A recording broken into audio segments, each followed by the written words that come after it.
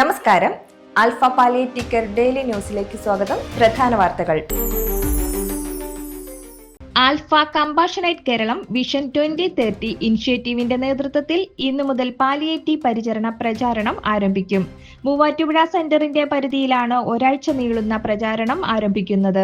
വൈകിട്ട് 5 മുതൽ രാത്രി 9 വരെ തെരഞ്ഞെടുക്കപ്പെട്ട സ്ഥലങ്ങളിൽ LED കാരവനിൽ കമ്പാഷനേറ്റ് കേരളം എന്ന വിഷയത്തിലുള്ള ഡോക്യുമെന്ററി പ്രദർശനം നടക്കും. കൂടാതെ പാലിയേറ്റീവ് കെയർ സന്നദ്ധ പ്രവർത്തനം നടത്താൻ താൽപര്യമുള്ളവർക്കും പ്രതിമാസ സംഭാവനകൾ നൽകാൻ സന്നദ്ധയുള്ളവരെയും കണ്ടെത്തി അതിനായുള്ള ഫോമുകളും കൈമാറും.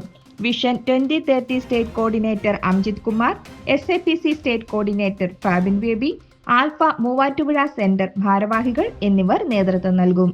ആൽഫ കൊടുങ്ങല്ലൂർ സെന്ററിന്റെ ആരംഭം മുതൽ വോളണ്ടിയറായും ഭാരവാഹിയായും പ്രവർത്തിച്ചിരുന്ന ശാന്ത ടീച്ചർ ഓർമ്മയായി 1 വർഷം തികയുന്നതിനോടനുബന്ധിച്ച് കൊടുങ്ങല്ലൂർ സെന്ററിൽ അനുസ്മരണം സംഘടിപ്പിച്ചു. ആരത്രികയിൽ ഫിസിയോതെറാപ്പി പരിചരണത്തിലിരിക്കുന്നവരും കൗൺസിൽ അംഗങ്ങളും സ്റ്റാഫും ഒത്തുചേരലിൽ പങ്കെടുത്തു.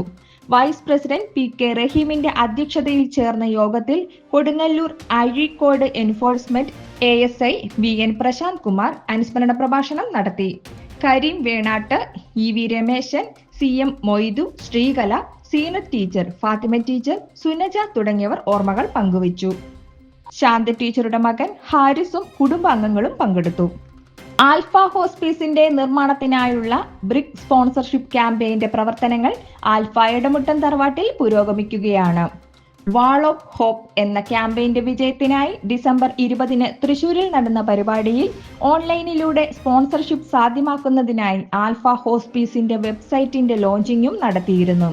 Alpha PRO Thahira Mujeeb, assistant PRO Rafi K Paul, Thalikulam link centre treasurer Thankamma Davis, Ramachandran പള്ളിയിൽ എന്നിവരുടെ നേതൃത്വത്തിൽ ഇന്ന് നടത്തിയ ക്യാമ്പയിനിൽ ത്രിപ്രയ ശ്രീവത്സം കാറ്ററിംഗ് ഉടമ ശ്രീവത്സൻ 5 ബ്രിക്കുകൾ സ്പോൺസർ ചെയ്തു.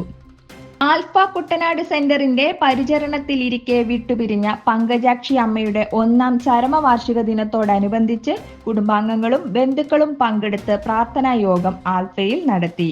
കുടുംബാംഗങ്ങൾക്കൊപ്പം വോളണ്ടിയർമാരും സ്റ്റാഫും ആരത്രിക ഫിസിയോതെറാപ്പി വിഭാഗത്തിലെ ആൽഫ കുടുംബാംഗങ്ങളും ഉൾപ്പെടെ നിരവധി പേർ പങ്കെടുത്തു.